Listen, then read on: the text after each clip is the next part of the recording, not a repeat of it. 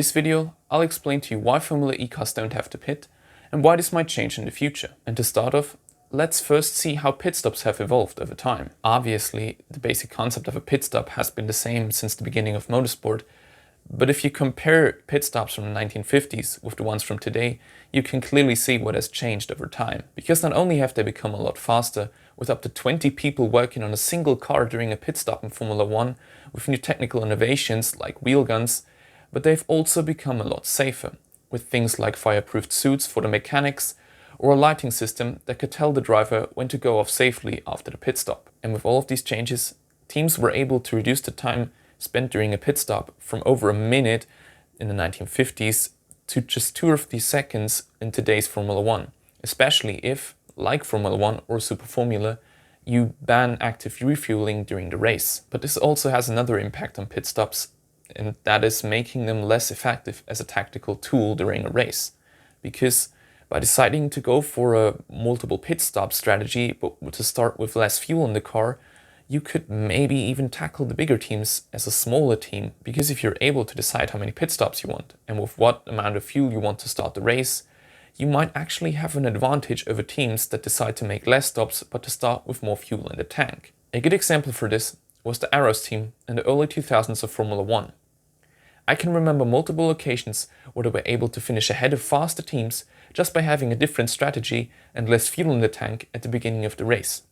which meant that they were able to drive faster lap times with grippier tyres in the lighter car in the beginning of the race, then to perform their pit stops, and then still being able to stay ahead of their opponents at the end of the Grand Prix. Usually slower teams would use these strategies in order to have an advantage over the teams that were a lot faster than them. But there are also racing series, like Formula E, that don't have pit stops at all.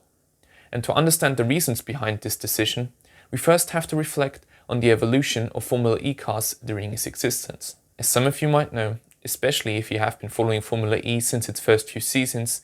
there have been pit stops in Formula E, but they were more sort of a must-have than an actual strategy tool,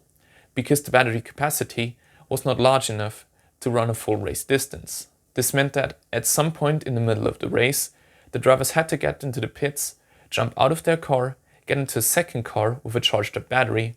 and drive out of the pits again to continue the race. As you can imagine, this heavily influenced the perspective of a lot of people, not only on Formula E, but also on electrical cars in general. Because they probably thought, well, if a Formula E car isn't able to run one race distance with a fully charged battery, how are we going to be able to use electrical cars in our everyday lives in the next few years? However, Formula E was able to solve that problem with the introduction of the second generation of cars, the Gen 2, which had a larger battery capacity, which meant that their cars were now able to go for a full race distance without having to come into the pits and to swap cars. And with their current generation of cars, the Gen 3 Evo,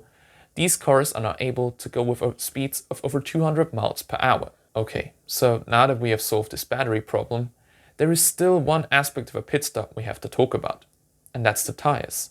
Why doesn't Formula E just have a simple pit stop like in Formula 1, where you just change tires? Well, this comes down to multiple reasons, with one of them being that Formula E runs a different schedule compared to series like Formula 1. Because while a Formula 1 Grand Prix has something around 50 to 60 laps,